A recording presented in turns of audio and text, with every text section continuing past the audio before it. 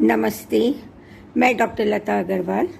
आज हम महर्षि दयानंद सरस्वती विश्वविद्यालय के MA final history group B paper 6 society and culture of India 1200 to 1750 AD का अध्ययन करेंगे, जिसका विषय है भारतीय ग्रामीण समाज में शेषा सूरी की भू राजस्व व्यवस्था। पार्ट 2। पार्ट 3 में हम अकबर की भू राजस्व व्यवस्था के बारे में अध्ययन करेंगे। शेरशाह सूरी कौन था?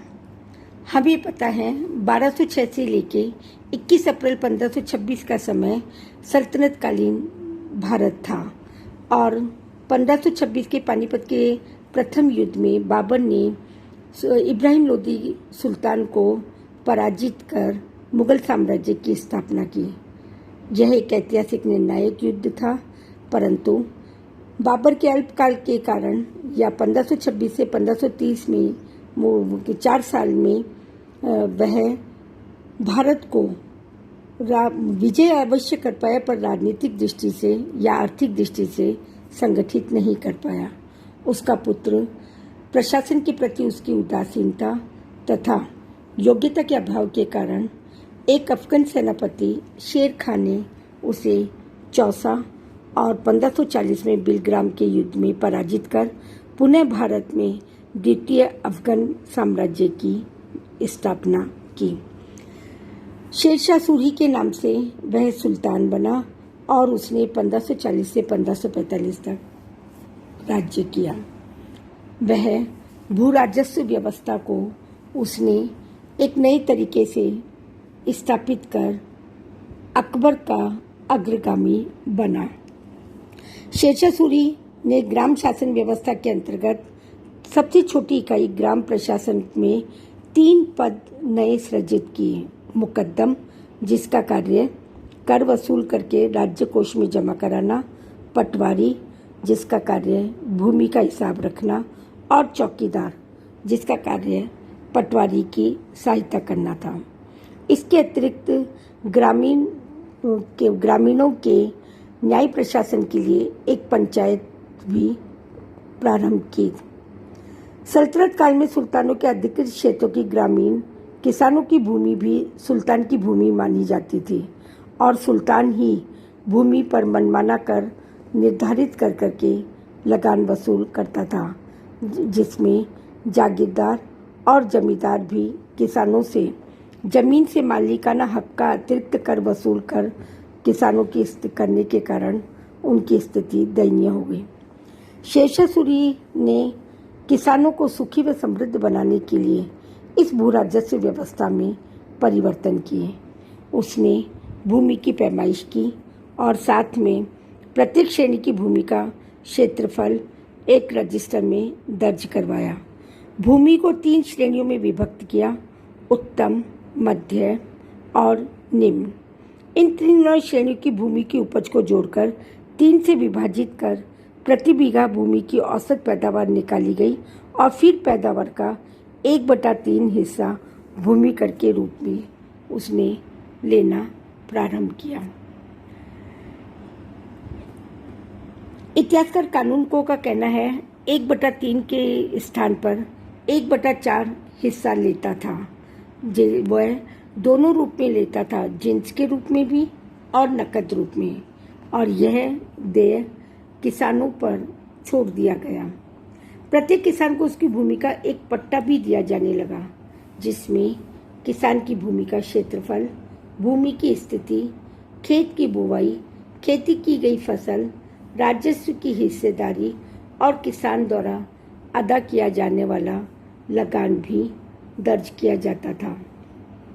प्रत्येक किसान को एक कबूलियतनामा भी ऐसा प्रलेख पर भी हस्ताक्षर करना होता था, जिसके अंतर्गत किसान द्वारा निर्धारित भूमि कर के नियमों को अपनी स्वीकृति प्रदान करना था, जिसका उद्देश्य जागीर प्रणाली को हतोत्साहित करना था, क्योंकि सल्तनत काल में जमींदार और जागीरदारों ने भी किसानों के शोषण को प्रारंभ कर दिया था। इसी प्रकार प्रत्येक किसान को कबूलियतनामा प्रलेख के हस्ताक्षर के साथ साथ एक जरिमाना सर्वेक्षण शुल्क भी उसने प्रारंभ किया, जो किसानों को शुल्क की दरों का 2.5% और मुहैसिलाना कर 5% तक देना पड़ता था। शेरशाह सूरी ने अपने सैनिकों को स्पष्ट आदेश दिया था कि पैमाइश के समय अपने कर्मचारियों को आदेश दिया कि पैमाइश के समय नम्रता बरती जाए, परंतु भूमि कर वसूली के समय नम्रता नहीं बरती जाए। अपने संपूर्ण राज्य में लगान की दर कहीं निश्चित नहीं की थी, जैसे राजपूताना, मालवा और मुल्तान में वहाँ की परिस्थितियों और भूमि को देखकर लगान निर्धारित किया गया था। बटाई प्रणाली किसान को नकद या अनाज के द्वारा भू राजस्व भुगतान करने का विकल्प दिया था। इसी प्रकार कूतना या कंकूट प्रणाली, जिसमें फसल या अनाज को विभाजित करने के बजाय मौके पर वास्तविक निरीक्षण के आधार पर अनुमान के द्वारा उपज का 1/3 राज्य के अनुसार तय किया जाता था और राजस्व भी उसी के अनुसार वसूल किया जाता था। और नकदी प्रणाली जो भी इसी से संबंधित थी। इन क्षेत्रों में यदि कभी किसान की फसल नष्ट हो जाती तो उसे निश्चित भूमि कर चुकाना अनिवार्य था। शेरशाह सूरी ने अपनी सेना को स्पष्ट आदेश दिया था कि युद्ध के समय कूच करते समय खड़ी फसल को कोई नुकसान नहीं होना चाहिए। इस आदेश का उल्लंघन करने वाले को कठोर दंड देने की व्यवस्था थी। ग्रामीण क्षेत्रों में जागीरदारी प्रथा जागी रहने के कारण जागीरदार अपनी जागीर का प्रबंध अपने गुमाश्तों तथा कारिंदों के द्वारा करते थे और किसानों की सुख सुविधाओं का ध्यान नहीं देते थे, जिसे शेरशाह सूरी ने बंद कर दिया। शेरशाह सूरी ने इस भ्रष्टाचार को रोकने के लिए राजस्व विभाग के कर्मचारियों का 1 या 2 वर्ष के बाद स्थानांतरण करवाने का प्रावधान भी रखा। ग्रामीण किसानों की सुख सुविधाओं का हर संभव ध्यान रखा। उसने सड़कें, सराय, कुआं, तालाब, बावड़ी आदि संबंधी सार्वजनिक कार्य कराए। उसने बहुत से करों के लिए प्रांत, जिले और ग्राम की सीमा मार्ग पर तथा प्रत्येक प्रमुख मार्ग पर कर वसूल किए जाने थे, उन्हें समाप्त कर व्यापार वाणिज्य को प्रोत्साहन दिया।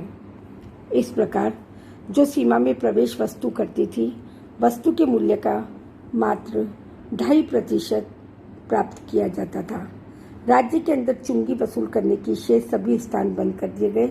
शेरशाह सूरी के इन सुधारों से राज्य के अंदर व्यापार वाणिज्य को प्रोत्साहन मिला और व्यापारिक में अधिक समृद्धि होती गई।